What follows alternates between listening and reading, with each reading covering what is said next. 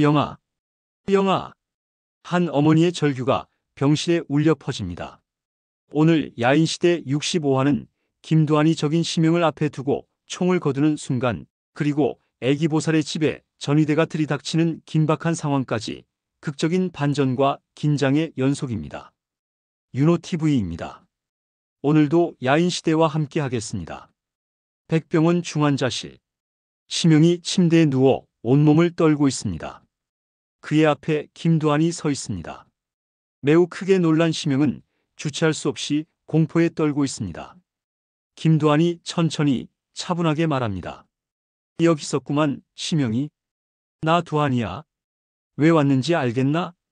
심형 어머니가 비명을 지릅니다. 영아, 영아. 김두한이 심형 쪽으로 천천히 다가옵니다. 한 걸음, 또 한 걸음. 병실 안에는 오직 김두한의 발소리만이 울려 퍼집니다. 심형이 겁에 질려 침상에서 몸부림칩니다. 어머니가 급히 묻습니다. 댁들은 누구시오? 심형이 떨리는 목소리로 대답합니다. 이자가 바로 김두한입니다. 어머니. 심형 어머니가 놀라 소리칩니다. 뭐라고? 김두한이 냉정하게 말합니다. 용케도 아직까지 살아있었구만. 이봐 심형이, 어차피 죽어야 할 목숨이야. 우릴 원망하지 마라. 뒤에 서 있던 상하이 조가 나섭니다. 김두한 오야봉 길게 얘기할 것 뭐 있습니까? 빨리 죽이고 갑시다. 심형 어머니가 두 팔을 벌리며 아들을 감쌉니다. 안 돼요. 누굴 죽인다는 거예요? 내 아들이요. 하나밖에 없는 내 아들이요. 김두한이 한 걸음 더 다가서며 말합니다. 비키십시오. 지금 이 사람은 민족 반역자입니다. 나라에 큰 죄를 지은 사람입니다. 심형이 억울하다는 듯 외칩니다. 왜들 이러시오 도대체? 내가 무슨 죄를 졌다고? 상하이 조가 분노하며 말합니다. 야, 너 꼴수 빨갱이 맞잖아. 엉터리 선동 영화를 해서 학생들과 시민들을 속였어. 상하이의 목소리가 더욱 격해집니다. 공산당이 뭐가 어쨌다고? 야, 이 새끼야. 지상에 낙원을 만들어? 낙원이 뭐 어째? 다시 주접 한번 떨어봐봐. 심형 어머니가 울먹이며 애원합니다. 왜들 이러시오? 용서들 하시오. 우리 아들이 무슨 죽을 죄를 졌는지는 모르지만 용서들 하시오. 어머니의 목소리가 떨립니다. 흐흐. 다 내가 잘못해서 그렇소. 이 애미가 못나서 이 지경이 됐소. 상하이가 말합니다. 비키쇼. 비키란 말이야. 하지만 심형 어머니는 물러서지 않습니다. 우리 아들 소려거든. 나 먼저 죽이시오. 자식이 잘못되는 건 다 부모 탓이라 했소. 어머니가 가슴을 치며 외칩니다. 정 그러면 날 쏘시오. 날 쏘란 말이오. 젊은이들. 상하이가 더 이상 참지 못하고 소리칩니다. 이 노인네가 씨. 비키라니까. 상하이가 심형 어머니를 밀쳐냅니다. 어머니가 바닥에 쓰러집니다. 아! 상하이가 총을 꺼내 심형의 이마에 총구를 겨눕니다. 심형이 절규합니다. 아! 아! 용서해 주시오, 제발. 김두한 대장, 나 좀 살려주시오. 김두한이 시선을 피합니다. 차마 심형의 눈을 마주 볼 수가 없습니다. 바닥에 쓰러진 심형 어머니가 다시 일어나 무릎을 꿇습니다. 안 돼요. 무슨 잘못을 저질렀는지는 모르지만 한 번만 용서해 주세요. 이 늙은이를 봐서 살려주세요. 김두한이 낮은 목소리로 말합니다. 비키시죠? 심형 어머니가 자기 아들을 살리기 위해 두 손을 모아 빌고 있습니다. 눈물이 볼을 타고 흘러내립니다. 내 이렇게 빌겠소. 10번 20번이라도 날 보고 죽으라면 죽겠소. 김두한이 긴 침묵 끝에 말합니다. 총을 내려. 상하이. 상하이가 놀라 묻습니다. 예. 오야봉. 김두한이 다시 말합니다. 총을 내리라고. 상하이가 당황하며 총을 내립니다. 김두한이 심형을 내려다보며 말합니다. 심형이, 내 목숨은 내 어머니가 살린 거다. 다시는 공산당 선전 같은 거 하지 마라. 김두한이 돌아서서 병실을 나갑니다. 상하이와 다른 부하들도 그를 따라 나갑니다. 병실에는 울음소리만이 남습니다. 심영 어머니가 아들을 끌어안고 흐느낍니다. 얼마 후 병실 밖 복도. 정진영이 전의대원들과 함께 급히 달려옵니다. 심영 동무는 어디 있나? 한 간호사가 가리킵니다. 저쪽 중환자실입니다. 정진영이 병실 문을 벌컥 열고 들어갑니다. 심영과 그의 어머니가 놀라 쳐다봅니다. 심영 동무. 정진영이 다급하게 다가갑니다. 괜찮소? 김두한이가 왔다 갔다고 들었소. 심영이 힘없이 고개를 끄덕입니다. 그렇소. 나를 죽이러 왔었소. 정진영이 주먹을 불끈 쥡니다. 두한이 너 끝까지 나를 괴롭히는구나. 끝까지. 전생에 무슨 악연이 있어서 이렇게까지 되어야 한단 말인가. 심영이 슬퍼하는 표정을 짓습니다. 김혜숙이 나서며 말합니다. 대장 동무. 심영 동무는 전향서에 서명했다고 합니다. 이제 우리 당원이 아니지 않습니까? 김천호가 거듭니다. 배신자가 아닙니까? 대장 동무. 심영 어머니가 반박합니다. 배신자라니 누가 누구를 배신했다는 거요? 공산당을 하면 저쪽에서 죽을 판이고 안 죽으려고 서명을 하면 이쪽에서 배신자라고 하고. 어머니가 분노하며 말합니다. 우리 아들은 이제 공산당 안 해요. 나가요. 어서들 나가요. 김천호가 비웃습니다. 이런 반동 노인네를 보았나? 정진영이 손을 들어 제지합니다. 어허, 왜들 이래? 김천호가 말합니다. 전향서에 이름을 썼다면 반동이 분명합니다. 당을 배신한 것입니다. 하지만 정진영은 생각이 다릅니다. 당을 위해서 싸우다가 이렇게 부상을 당했어. 그 전향서는 진심이 아니다. 정진영이 심영을 바라보며 말합니다. 이미 고백을 했다는 것 자체가 자아 비판을 한 것이나 똑같아. 아니 그렇소, 심영 동무. 심영이 눈물을 흘리며 대답합니다. 하지만 이 죄를 어찌하면 좋겠소? 으흐흐. 정진영이 위로합니다. 동무에 관한 사후 대책은 윗선과 논의해 보겠소. 김두한이가 다녀갔다면 더는 괴롭히지 않을 거요. 내일 중으로 동무에 관한 처신을 결정하겠소. 심영이 고개를 숙입니다. 고맙소. 전의대장 동무. 정진영이 전의대원에게 묻습니다. 어떻게 됐나? 출입 차량을 확인해봤나? 특히나 우리가 막 들어왔을 때 빠져나간 그 차 말이야. 뭔가 이상했어. 전의대원이 대답합니다. 그렇습니다. 대장 동무. 수의들에게 물어봤는데 김두한이가 타고 왔다 간 차가 분명합니다. 정진영이 눈을 빛냅니다. 그래? 차 번호는 확인해봤나? 예. 알아놨습니다. 정진영이 지시합니다. 이제부터 대원들을 풀어서 그 차가 주로 다녔던 곳을 추적해보도록 해. 어딘가 숨어있는 곳이 분명히 드러날 거야. 정진영의 목소리가 단단해집니다. 잡아야 해. 반드시 말이야. 김천호와 김혜숙이 동시에 대답합니다. 예, 동무. 장면이 바뀝니다. 애기 보살의 집 앞. 아구가 보초를 서고 있습니다.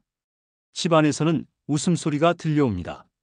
상아이 조가 크게 웃고 있습니다. 하하하하. 정말로 그랬습니다. 하하. 상아이가 김두한을 바라보며 말합니다. 사실 저 오늘 김두한 오야봉한테 반했습니다.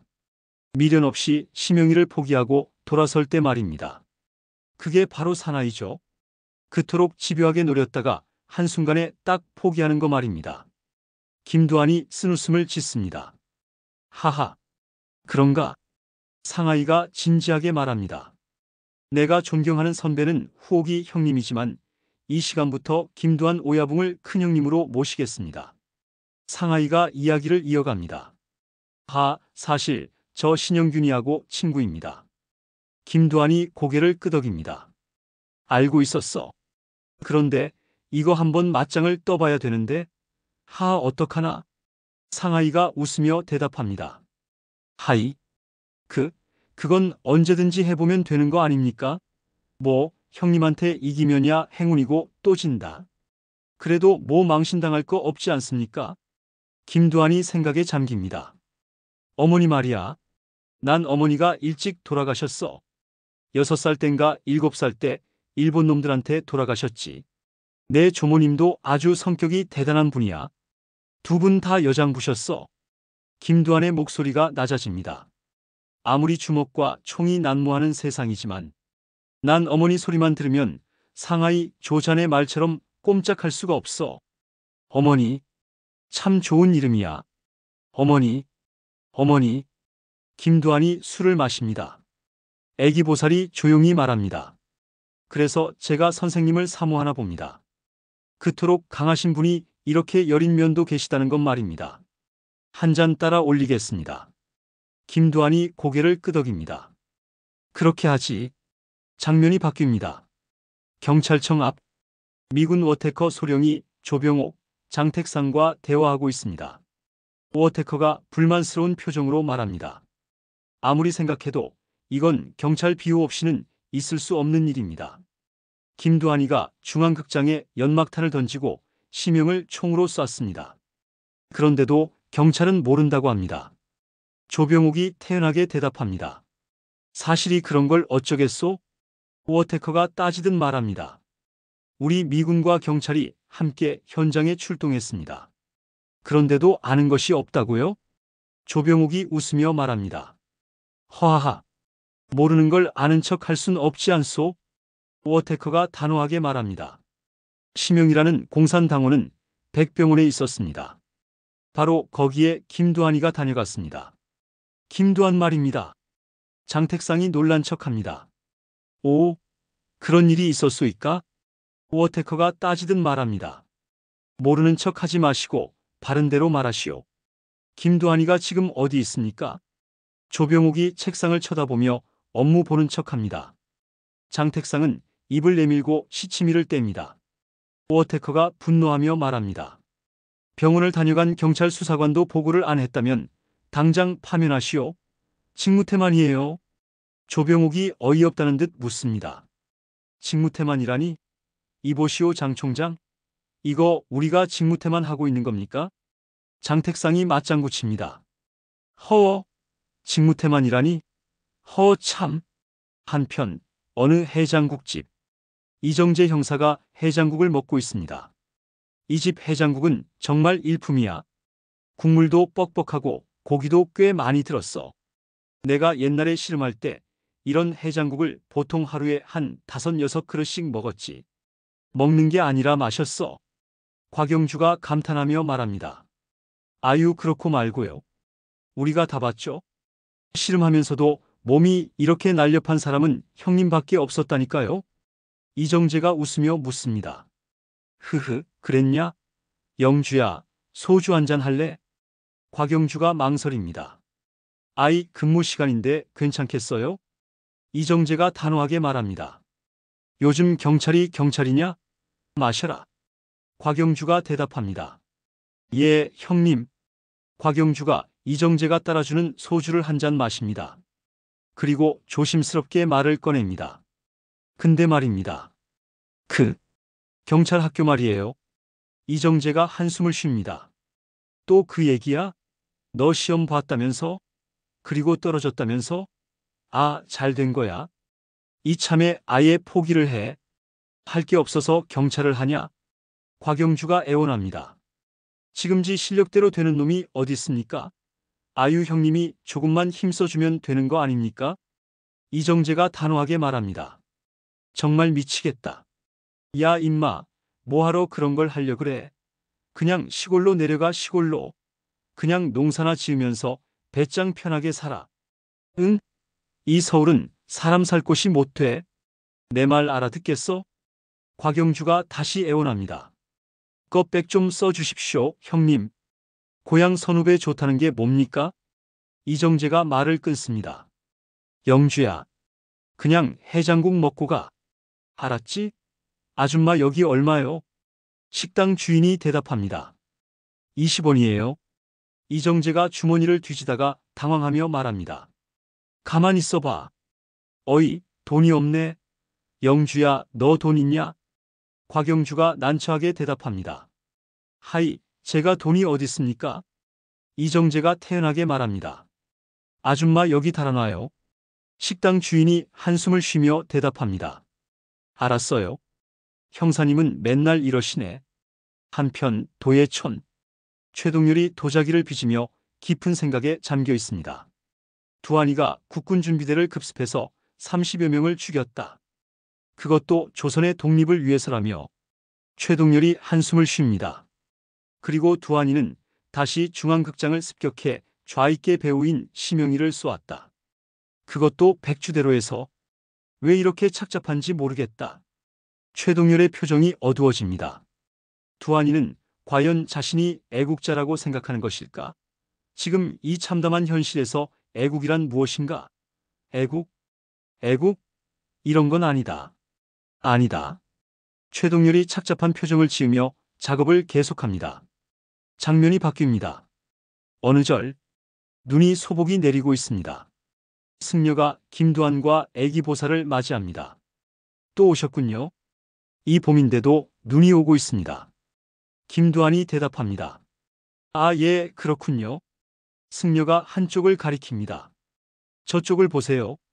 이 눈이 오는데도 목련은 꽃 필 준비를 하고 있답니다.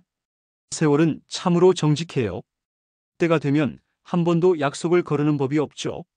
승려가 미소 지으며 말합니다. 봄이 되면 꽃을 피우고 가을이 되면 거두어가고.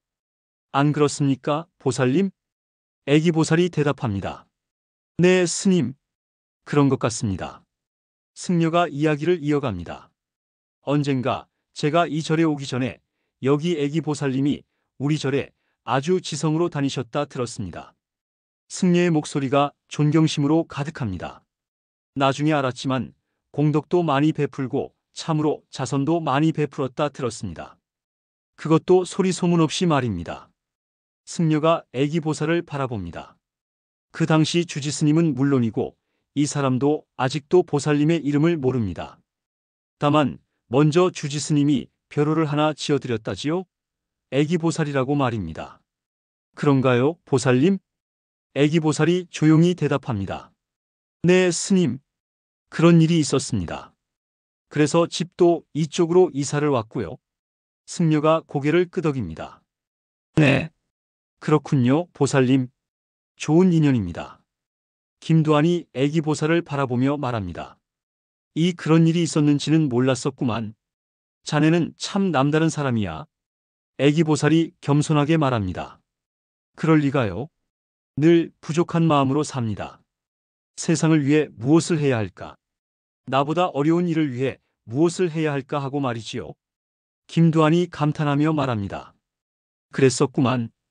벼로가 그래서 애기 보살이었어. 참 덕스러운 벼로야. 하. 이거 내가 괜히 부끄럽구만. 애기 보살이 미소 지으며 묻습니다. 별 말씀을 다 하십니다. 석간수 한 잔 하시겠어요? 승려가 말합니다. 그거 한 잔 드시면 감로수가 될 겁니다. 속세에 찌든 때를 싹 씻어줄 겁니다. 그러고 보니 두 분이 오늘따라 참으로 다정해 보이십니다. 승려가 김두한에게 말합니다. 처사님도 여기 보살님처럼 살아서 공덕을 많이 닦으십시오. 그래야 죽어서 극락을 갑니다. 나무관세음 보살. 김두한이 중얼거립니다. 극락이라. 지난번에 저 스님은 내가 죽인 국군준비대원들의 천도제를 지내고 계셨어. 내가 사람을 수없이 죽인 바로 그 장본인이라는 것을 알면은 어떻게 생각할까? 애기 보살이 조용히 말합니다. 선생님. 김두한이 쓸쓸하게 웃습니다. 극락이라고? 나하곤 인연이 없는 얘기야. 아니 그런가, 애기 보살님? 내가 갈 곳은 뻔해.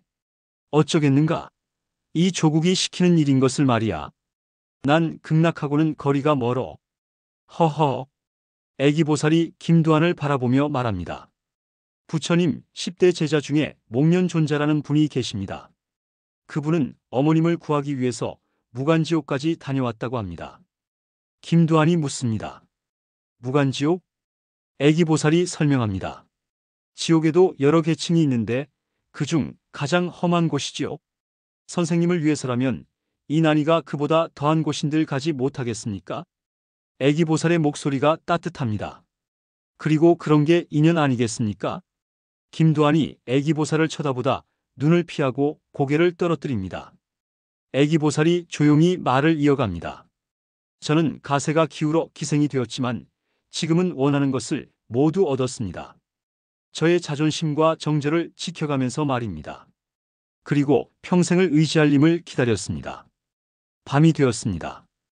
애기보살의 집 앞, 아구가 여전히 보초를 서고 있습니다.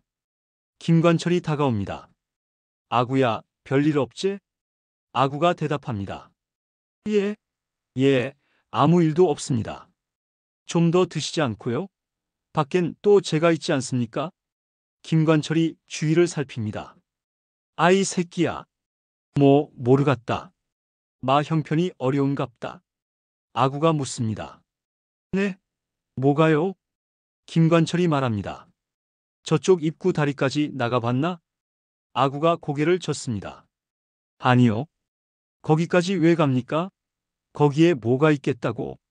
김관철이 옷주머니에서 총을 꺼냅니다. 내가 가봐야겠다. 정진영이 지시합니다. 그렇게 해. 이쪽은 내가 맞는다. 동무가 후문을 맞도록. 김천호가 대답합니다. 알겠습니다. 가자.